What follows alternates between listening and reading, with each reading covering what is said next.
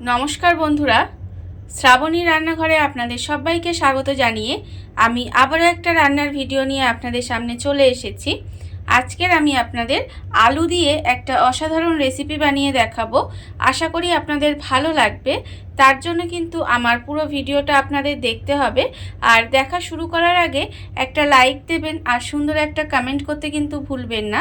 তাহলে চলুন আজকের আমি আলু দিয়ে কি বানাই সেটা আপনারা একবার দেখে নিন। আলুর এই রেসিপিটা বানানোর জন্য প্রথমে আমি এখানে দেখুন গ্যাসটা অন করে একটা কড়া বসিয়ে দিয়েছি।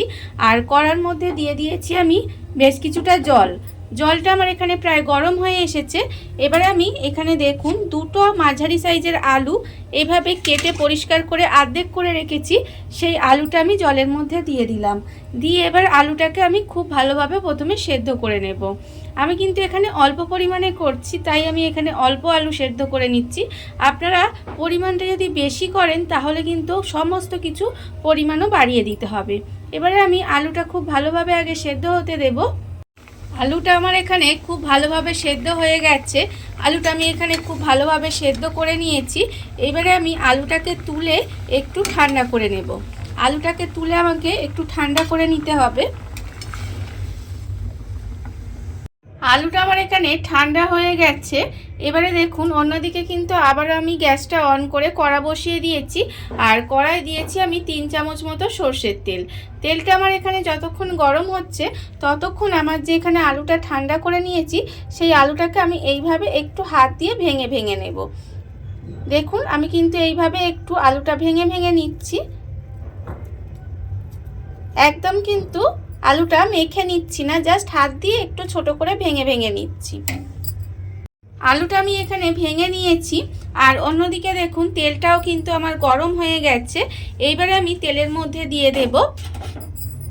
দেখুন এখানে আমি রেখেছি একটা তেজপাতাটা আমি তেলের মধ্যে দিয়ে দিলাম। এবারে আমি এর মধ্যে দিয়ে দেব একটা শুকনো লঙ্কা। আমি কিন্তু এখানে এই আলুর রেসিপিটা সম্পূর্ণ নিরামিষভাবে করব, কিন্তু এটা রুটি, লুচি, পরোটা যে কোনো কিছুর সাথে কিন্তু খেতে কিন্তু অসম্ভব সুন্দর লাগে। শুকনো লঙ্কাটা যখন দেখবেন ভাজা ভাজা হয়ে গেছে তখন আমি এর মধ্যে দিয়ে দেব অল্প একটু গোটা জিরে, আর দেব আমি এখানে অল্প একটু গোটা মৌরি ফোড়ন দিলাম। দিয়ে এবারে খুব ভালোভাবে এটাকে আবারও ভেজে নেব। নিয়ে এবার আমি এর মধ্যে দিয়ে দেব একদম অল্প সামান্য একটু হিং আমি ফোড়নে দিলাম। হিংটা দেওয়ার ফলে কি হবে, এই রান্নাটা কিন্তু আরও খেতে ভালো লাগে। হিংটা দিয়ে আমি কিন্তু বেশিক্ষণ ভাজবো না। এবার আমি এর মধ্যে দিয়ে দেব অল্প একটু হাফ চামচ মতো আদা আর কাঁচা লঙ্কা একটু গ্রেট করে রেখেছিলাম, সেই আদা আর কাঁচা লঙ্কাটা দিয়ে একটু ভাজা ভাজা করে নেব। আদা কাঁচা লঙ্কাটা দিয়ে একটু ভাজা ভাজা করে নিয়ে তারপরে আমি এর মধ্যে দিয়ে দেব টমেটো। এখানে আমি একটা মাঝারি সাইজের হাফ টমেটোটা আমি এখানে রেখেছি কুচি করে, সেই টমেটোটাও আমি এর মধ্যে দিয়ে দিলাম। দিয়ে এবারে টমেটোটা দিয়ে একটু কষিয়ে নেব। টমেটোটা তেলের মধ্যে দিয়ে একটু ভাজা ভাজা মতো করে নিয়েছি। এইবারে আমি এর মধ্যে দিয়ে দেব, দেখুন এখানে আমি গুঁড়ো মশলা রেখে দিয়েছি। আন্দাজ মতো নুন দেব, আর দেব হাফ চামচ হলুদের গুঁড়ো, আর দেব এখানে যেহেতু আমি কাঁচা লঙ্কা দিয়েছি সেই জন্য 1/4 চামচ মতো লঙ্কা গুঁড়ো দিলাম, আর হাফ চামচ জিরের গুঁড়ো, আর অল্প সামান্য একটু চিনি। এই মশলাগুলো আমি এর মধ্যে দিয়ে দিলাম। দিয়ে খুব ভালোভাবে একটু কষিয়ে নেব। ঝালটা কিন্তু আপনারা কতটা খাবেন সেটা বুঝে কাঁচা লঙ্কা আর শুকনো লঙ্কাটা ব্যবহার করবেন, মানে গুঁড়ো লঙ্কাটা ব্যবহার করবেন। আর আপনারা চাইলে কিন্তু এর মধ্যে একটু কাশ্মীরি লঙ্কার গুঁড়োও দিতে পারেন, তাতে কালারটা কিন্তু আরও সুন্দর আসবে। এবারে সমস্ত গুঁড়ো মশলাগুলো দিয়ে আমি কিন্তু খুব ভালোভাবে মশলাটা কষিয়ে নেব। যতক্ষণ না পর্যন্ত মশলা থেকে তেলটা একেবারে ছেড়ে দেয় সেই পর্যন্ত কিন্তু খুব ভালোভাবে মশলাটা একটু কষিয়ে নিতে হবে। মশলাটার মধ্যে অল্প সামান্য একটু জল দিয়ে খুব ভালোভাবে মশলাটা কষিয়ে নিয়েছি। দেখুন মশলা থেকে কিন্তু তেলটা ছেড়েও দিয়েছে আর কি সুন্দর কালারটা এসেছে। এবারে আমি যে আলুটা এখানে দেখুন সেদ্ধ করে ভেঙে ভেঙে রেখেছিলাম সেই আলুটা কিন্তু এর সঙ্গে দিয়ে দেব। দিয়ে আলুটা মশলার সঙ্গে দিয়ে খুব ভালোভাবে একটু কষিয়ে নিতে হবে। আর এই সময় কিন্তু গ্যাসটা লোতে দিয়ে রাখবেন। দিয়ে রেখে খুব ভালোভাবে আলুর সঙ্গে মশলাটা কষিয়ে নিতে হবে। সেদ্ধ আলুটা দিয়ে আমি খুব ভালোভাবে আলুর সঙ্গে মশলাটা কষিয়ে নিয়েছি। দেখুন এটা কিন্তু আমাকে খুব ভালোভাবে একটু কষিয়ে নিতে হবে। আলুটা যখন ভালোভাবে কষানো হয়ে যাবে তখন আমি এর মধ্যে দেব অল্প সামান্য একটু জল। যেহেতু আমার এখানে আলু সেদ্ধ করা আছে তাই জলটা কিন্তু আমি এখানে অল্প দেব, খুব বেশি জল দেব না, অল্প সামান্য একটু জল দিলাম। জল দিয়ে তারপরে এটা এইভাবে একটু গ্যাসটা লোতে দিয়ে রান্না হতে দেব।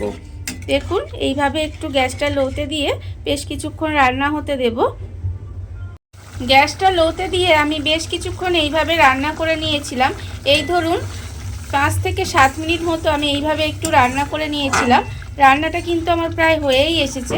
যখন দেখবেন এইভাবে একটু ঘন ঘন হয়ে এসেছে, বেশ মাখা মাখা মতো, তখন ভাববেন রান্নাটা কিন্তু হয়ে এসেছে। তখন আমি এর মধ্যে নামানোর আগে অল্প সামান্য একটু গরম মশলার গুঁড়ো দিয়ে দেব। আর দেব আমি এখানে ওপর থেকে অল্প একটু ধনেপাতা কুচি ছড়িয়ে দেব। দিয়ে খুব ভালোভাবে মিশিয়ে নিলেই কিন্তু রান্নাটা আমার রেডি হয়ে যাবে। দেখুন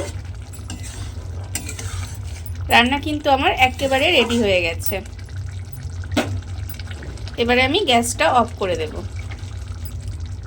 দেখুন বন্ধুরা, বাড়িতে থাকা কত অল্প উপকরণে কত অল্প সময় কত সুন্দর একটা আলুর রেসিপি বা আলুর তরকারি যাই বলেন না কেন তৈরি হয়ে গেছে, আপনারা দেখতেই পেলেন। আর এটা কিন্তু রুটি, লুচি, পরোটা, পুরি যে কোনো কিছুর সাথে কিন্তু খেতে অসম্ভব সুন্দর লাগে। একবার হলেও এইভাবে বাড়িতে বানিয়ে দেখতে পারেন। আর এই রেসিপিটা যদি আপনাদের ভালো লেগে থাকে, আপনারা যদি ফেসবুক থেকে দেখে থাকেন পেজটি ফলো করে দেওয়ার অনুরোধ রইল। আর যদি ইউটিউব থেকে দেখে থাকেন চ্যানেলটি সাবস্ক্রাইব করে নেওয়ার অনুরোধ রইল। তাহলে চলুন ভিডিওটা আমি এখানেই শেষ করছি। আপনারা সবাই ভালো থাকবেন, সুস্থ থাকবেন। আবারও হাজির হব নতুন কোনো রান্না নিয়ে।